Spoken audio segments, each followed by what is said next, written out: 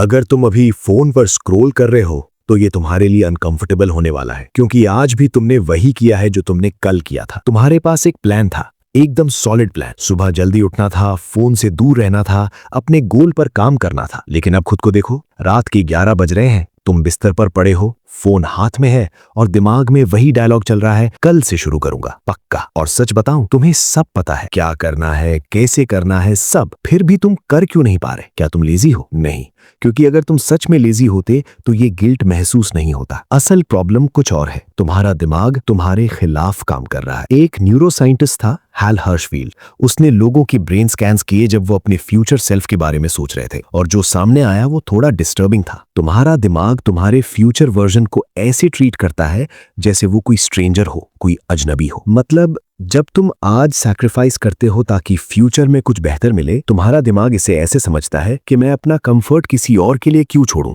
और इसलिए तुम हर बार इजी ऑप्शन चुनते हो। सिर्फ यही नहीं, तुमने अपने फोकस को खुद डिस्ट्रॉय किया है। हर बार जब तुम काम के बीच में फोन उठाते हो, हर बार जब तुम बस एक नोटिफिकेशन चेक करते हो, तुम सिर्फ डिस्ट्रैक्टेड नहीं हो रहे, तुम अपने ब्रेन को ट्रेन कर रहे हो कि बिना डिस्ट्रैक्शन के काम करना इम्पॉसिबल है। तुम्हारी एफर्ट सहने की कैपेसिटी धीरे धीरे खत्म हो रही है। इसलिए आज जब तुम बैठते हो काम करने, तो 5 मिनट भी अनबेरेबल लगते हैं। अब सोचो, एक ऐसा दिमाग जो फ्यूचर की परवाह नहीं करता और एक नर्वस सिस्टम जो एफर्ट से भागता है, डिसिप्लिन पॉसिबल कैसे होगा? तो सोल्यूशन क्या है? पहली बात, असली बैटल काम में नहीं है, शुरू करने में है। सबसे मुश्किल मोमेंट होता है वो 30 सेकंड्स जब तुम शुरू करने वाले होते हो। यहीं पर तुम्हारा दिमाग नेगोशिएशन शुरू करता है, अभी नहीं, बाद में कर लेंगे। और जैसे ही नेगोशिएशन शुरू हुआ, तुम हार गए। इसलिए रूल सिंपल है, फील मत करो, एक्शन लो। सोचो मत, बस पहला फिजिकल स्टेप लो। फाइल खोलो, खड़े हो जाओ, जूते पहन लो।